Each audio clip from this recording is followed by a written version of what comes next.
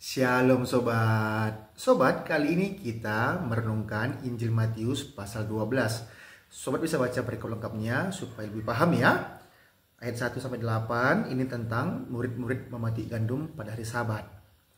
Pada waktu itu, pada hari Sabat, Yesus berjalan di ladang gandum. Karena lapar, murid-muridnya memetik bulir gandum dan memakannya. Melihat itu, berkatalah orang-orang Farisi kepadanya, "Lihatlah, murid-muridmu berbuat sesuatu yang tidak diperbolehkan pada hari Sabat." Tetapi jawab Yesus kepada mereka, "Tidakkah kamu baca apa yang dilakukan Daud ketika ia dan mereka yang mengikutinya lapar? Bagaimana ia masuk ke dalam rumah Allah dan bagaimana mereka makan roti sajian yang tidak boleh dimakan, baik olehnya maupun oleh mereka yang mengikutinya, kecuali oleh imam-imam?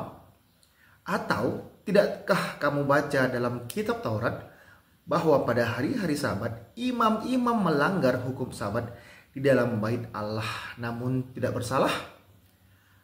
Aku berkata kepadamu, di sini ada yang melebihi bait Allah. Jika memang kamu mengerti maksud firman ini, yang ku kehendaki ialah belas kasihan dan bukan persembahan, tentu kamu tidak menghukum orang yang tidak bersalah. Karena anak manusia adalah Tuhan atas hari Sabat.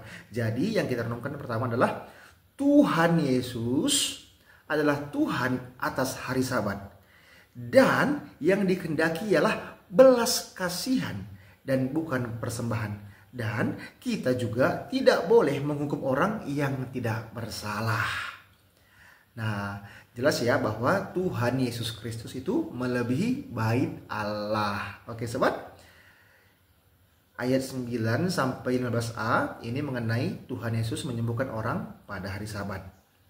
Setelah pergi dari sana, Yesus masuk ke rumah ibadat mereka.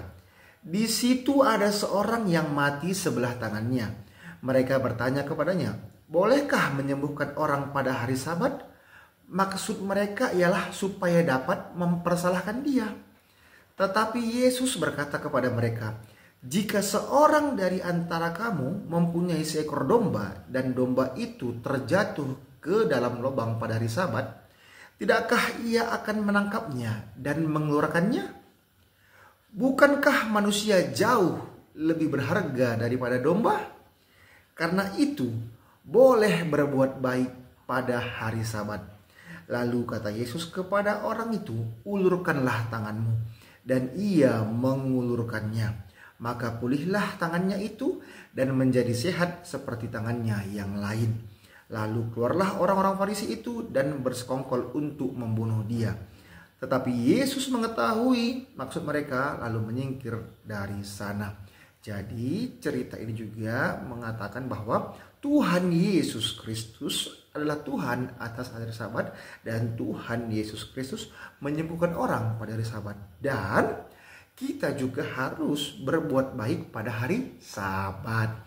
Jadi setiap hari adalah hari untuk melakukan perbuatan yang baik. Oke sobat?